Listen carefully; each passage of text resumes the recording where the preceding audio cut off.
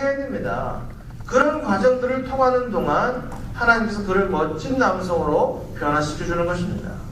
그런 의미에서 고난의 상황을 벗어나고자 힘차게 날개짓하는 것, 이건 바람이 아니라 믿음의 행동입니다.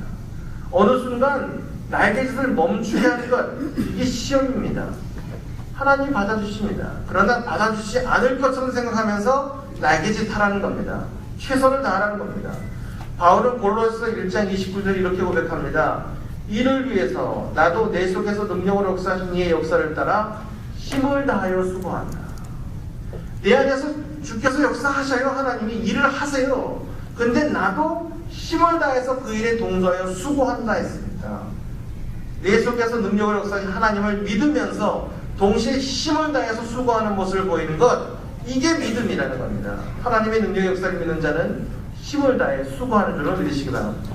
셋째로 이렇게 복음전에서 떨어져 보는 경험은 성도들에게 담대함과 삶의 기술을 가지게 합니다. 로이드 오길더 목사님이 자신의 친구 얘기를 하면서, 친구가 서커스 단원이었답니다. 그 서커스의 그 백미라면 공중 그네 타기 이런 거잖아요. 굉장히 아찔아찔하잖아요.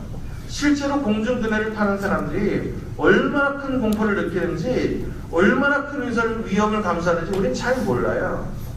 근데 이 공중 그네 타기를 배우는 데는 순차적인 훈련 코스가 있답니다.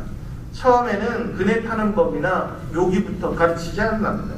가장 먼저 가르치는 게 뭐냐? 떨어지는 걸 가르친답니다. 누구나 한 20m쯤 올라가면 두려움이 생기는 법입니다. 그래서 그네 안에 그물을 쳐놓고 떨어뜨리는 훈련을 떨어집니다. 며칠 떨어지다 보면 오히려 떨어지는 걸 즐기는 단계까지 간다고 합니다. 그러면 그때부터 묘기를 가르치고 연습합니다. 그렇게 해야 추락이 아니라 그네 타기에 집중하게 된다는 겁니다. 이게 그네 타기 서커스에서 그물이 주는 유익입니다. 그물은요, 기술을 개발할 수 있게 해줍니다. 여러분 가끔 가다가 이제 어떤 세기의 어떤 서커스를 보면 이 그물이 없이 그네 타는 게 가끔 나와요. 목숨 걸고 가끔은 죽기도 하지만, 근데 잘 보면 그건 기술이 단순해요. 그냥 이쪽에서 던지고 받고 요 정도 다예요. 그런데요, 아래 그물이 있는 그네 타기는요, 뭐 세 바퀴 반 이거 막 해가면서 엄청난 묘기를 부립니다. 왜? 그물이 있다는 것 때문에. 이 그물은요, 기술을 개발하게 해줍니다.